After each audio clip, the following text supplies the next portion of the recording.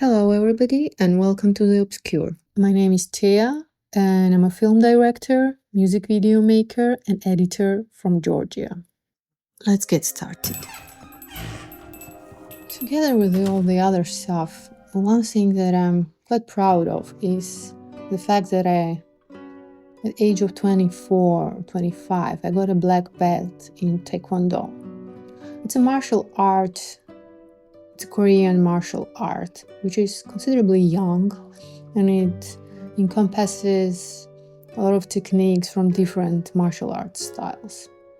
Before I started training, I was quite a shy and awkward kid.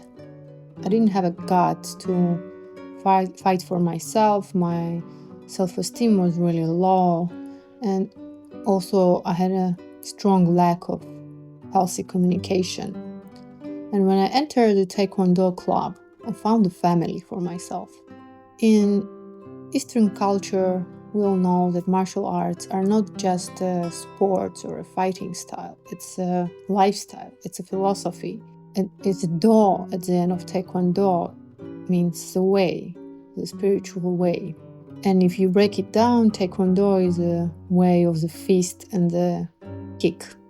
It of course goes deeper than that, but the fact that I really loved about the club is that there are different levels. You get different colored belts, and it's not just you going up and achieving black belt. It's a communication.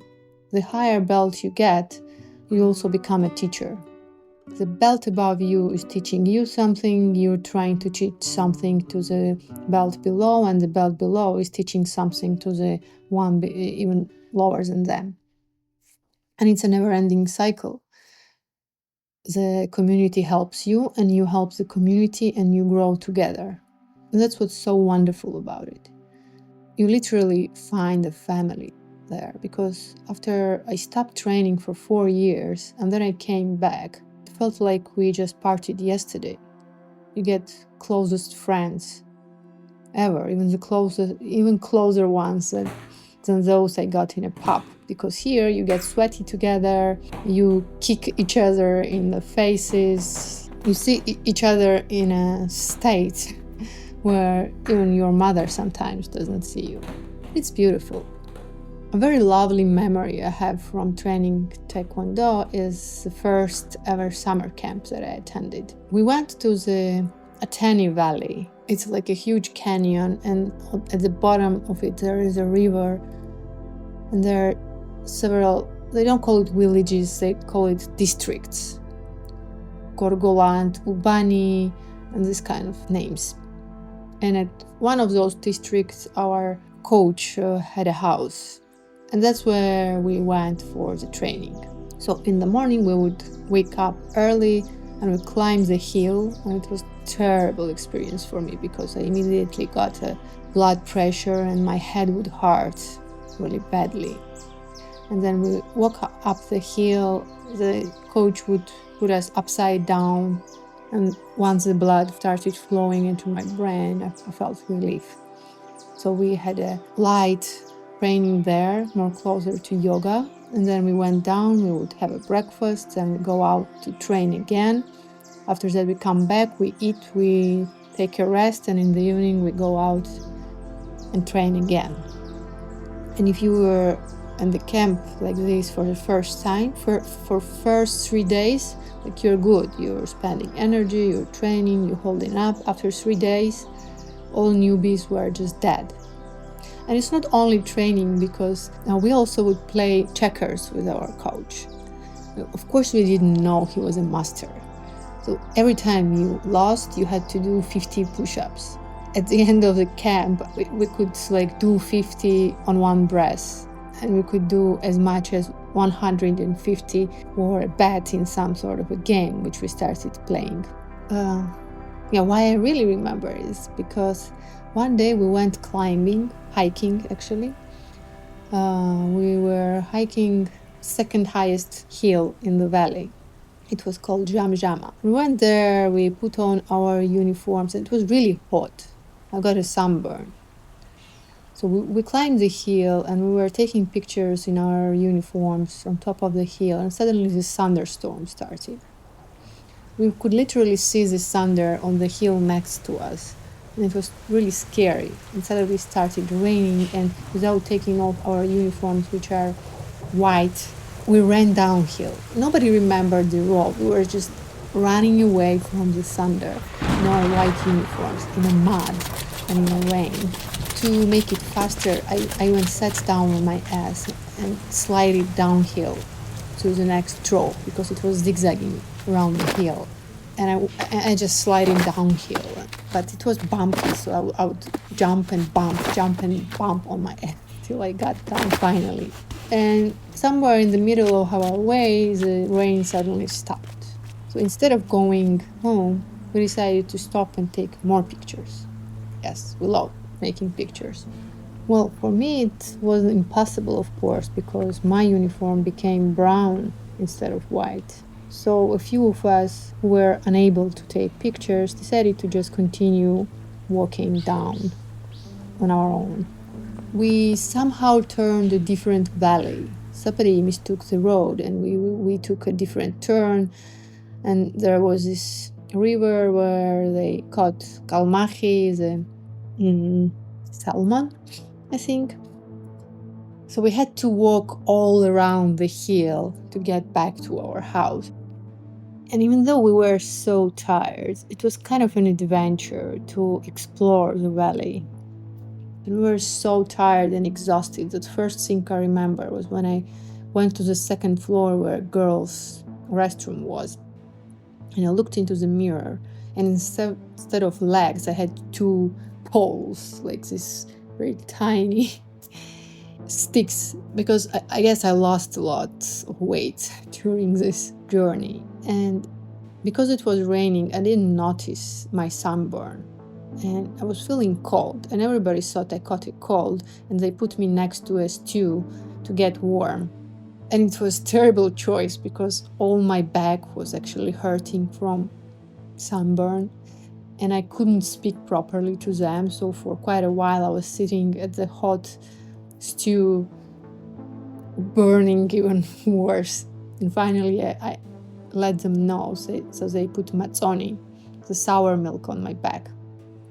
That's a funny tradition we actually have in Georgia, that when you get a sunburn, our grandmothers usually will put a cold sour milk on the burned area because it would suck out all the heat and you wouldn't get the bumps. And the camp was all like that because we didn't have a running water there.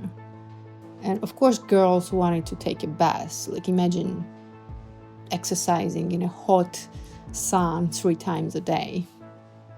So they gave us this little iron pot. I don't even know how to call it. It was a small basin, but like an 8-9-year-old child who could have a bath in it. But when you are over 20, it's like you can only sit in it, half squeezed and bent and twisted. So they warmed up the water for us on this fireplace and filled this pot, put it in the middle of the room, closed all the curtains, and kicked all the boys out.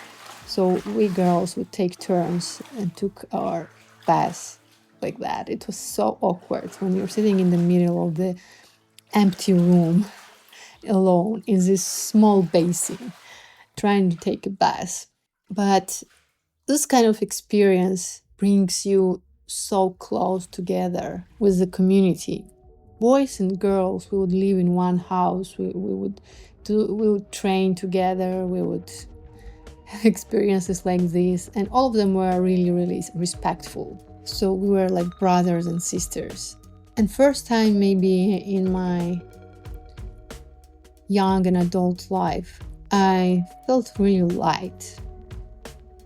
I don't know how to explain this feeling very properly, but literally I had a family and friends with whom I could open up, talk about anything, and wouldn't be afraid of disrespect or being misunderstood or anything like that, or even being judged for being a girl who's doing martial arts. This kind of community goes with you a very long way. You share the same philosophy you train for the same goal, you help each other. Like, that was the ideal place for me, and that was the community I wish would spread its wings to our whole society. Outside of the club, we all had our own lives. Somebody was a lawyer, somebody was a specialist of hydraulics or, I don't know, water pipes. Somebody was an artist, somebody was a musician. And I also believe that that's how the culture works. There is no specific top leader and godhead needed in order to force people to be cultural and respectful and empathetic toward each other. Like in Taekwondo, I think on each level, in each small group, every individual has a responsibility to convince the others around them to stay true to the morale and stay human. You don't have to be a politician or cultural minister or Taekwondo coach in order to convince 3 people around you to act properly and not cross the boundaries, to teach each other to protect the weak, to stand up to the injustice, or to discuss the events happening around you in a truthful and sharing way.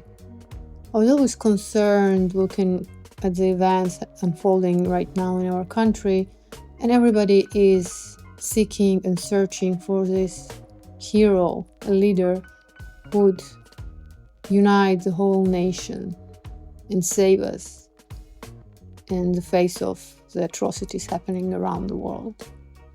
But the time has passed, and it's been years and years, and such leaders just don't appear.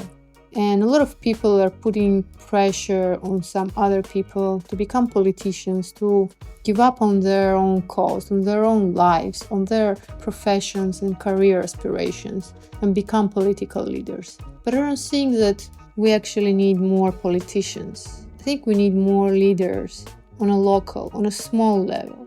Like in Taekwondo, red belt is gonna teach the green belt, black belt is gonna teach the red belt, and so on and so forth. Even in your own family, in your own kindergarten, in your own school, in your own club, in your own workplace, you can be a leader and a hero for one day, as David Bowie would sing. Keeping the society, moral and culture up to a notch is not one person's responsibility. We should all do it. If you would go by a philosophical method, we could call it a butterfly effect. I'm sure some of you have heard of it. It's just the courage to believe in small actions that can lead to huge strides in a society. These small steps is what we should try to find. Little things that can change something around you, can have a huge impact on what's happening in the whole society. I think the pressure of trying to put the whole responsibility onto others and make the demands where one person or 2 people or a small group of people has to take the whole load of responsibility of commanding the society is really damaging for us. We don't have to be the heroes who are gonna stand on the street and fight the police. You don't have to be the hero who's gonna pick a fight with politicians. You don't have to be the hero who's gonna go to jail in order to convince all the others that something in the society is wrong. But you can make small moves in your own circle. Let me know what your thoughts are. Thank you for your attention, and don't forget to follow, subscribe, and support.